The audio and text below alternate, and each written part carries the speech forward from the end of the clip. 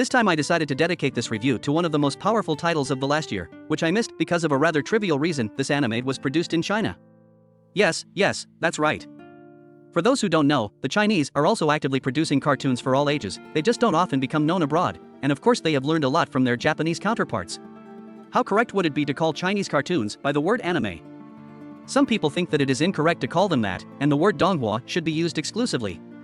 I see nothing criminal in using the word anime in relation to Chinese products, and I will not intentionally avoid such formulations.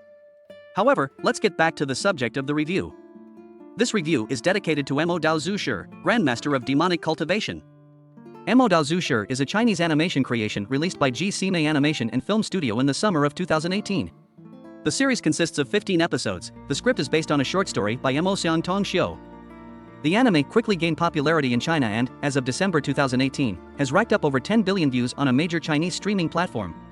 In addition, this particular title has the highest ratings among Chinese products on MAL, so it has been loved in the West as well. Mo Dao Zushi tells you a story set in a cruel world filled with darkness creatures, fought by many clans of valiant samurai, each with their own strong abilities, including magical ones. However, not everyone follows the path of light. Wei Wuxian, the founder of a dark cult, traveled the world for years, instilling fear in the hearts of ordinary people, until the strongest clans united to put an end to his evil deeds. Games with the dead never end well. For a few decades everything becomes quiet, until one desperate spellcaster did not call Wei from the other side of the world. Now in his new body, he is once again free to do whatever he wants. Unless, of course, he is thwarted by his old adversary Lan, with whom Wei is once again brought together by fate a few hours after his resurrection.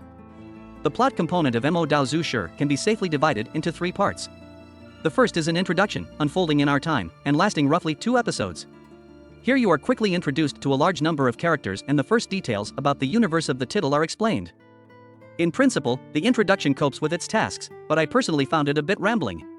I would have stretched it out a bit more, showing the relationships between the characters in the present. However, this topic will most likely be revealed in the sequel, as well as adding details about the abilities of certain characters. In fact, in the first season, they are not explained in any way. The second part of the story is set in the past, when Wuxian, Wanji and other characters were studying together in a monastery. This part of the story lasts for about 8 episodes, and allows you to get a full picture of the characters' past, their personalities, and compare them to the ones shown in the first episodes. These series turned out to be quite unhurried, and disposes the viewer to a relaxed narration. But it happens only to daze him with the third part, the last 5 episodes. This is where the events gain full momentum. Battles are replaced by battles, some psychological dilemmas are replaced by others, and some intrigue, but it appears.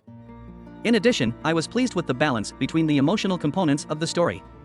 In fact, Mo Dao Zushi harmoniously mixed a funny comedy, based on the interactions between unlikable characters, and impressive action, conveyed through excellent music and graphics, and quite touching drama with traditional Chinese scope and pathos. And psychology, which makes you feel a whole range of different emotions, and everyday life, which allows to demonstrate the Chinese culture. Mo Dao Zushi has everything you could wish for, even elements of horror are present.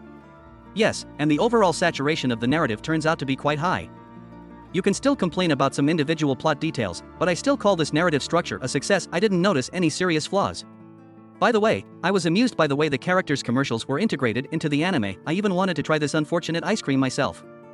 Mo Dao Zushi is that rare case where the quality of the visuals and music are reason enough to start watching. You don't need any plot or characters to watch it. However, it just so happens that the semantic components of this work of Chinese animation did not fail. This is an outstanding anime regardless of where and how it was created. It's not often that such a high-level work appears lately, and I don't regret the time I spent watching it. It's rich, interesting, distinctive, and very beautiful.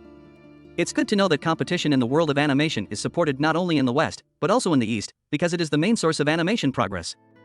So, if you've managed to get bored with the standard adventure series, I definitely advise you to take a look at Mo Dao Zushi. It definitely deserves it.